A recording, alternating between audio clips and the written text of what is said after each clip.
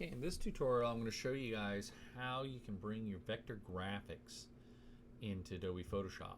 And Photoshop, as you know, is pixel software.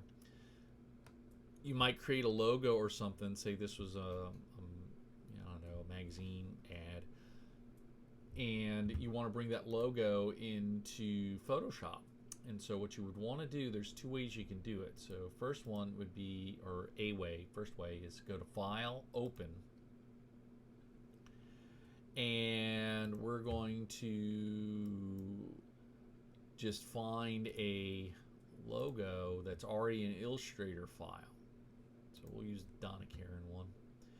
And when I click it and open it up, what it's going to do is it's going to rasterize it. And so this dialog box will show up. And right now it's opening up as pixels at 122 dots per inch, or pixels per inch. And so we're going to click OK. Bounding box is OK. So we'll click OK. And there it is. And it's like a ping file that it's got transparent background. And so now what I can do is I'm going to click and hold my mouse down. So I'm holding my mouse down, I'm dragging it.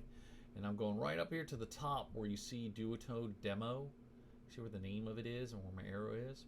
That opens up this file. I'm still holding my mouse down this whole time. And when I let go, there it is. So we'll walk through that again. Is that once I've opened up the file, it's now rasterized. This is pixels now. So I'm going to click, hold, drag, keep holding down this whole time. And there it is. And this is one way that you open your Illustrator files in Adobe Photoshop.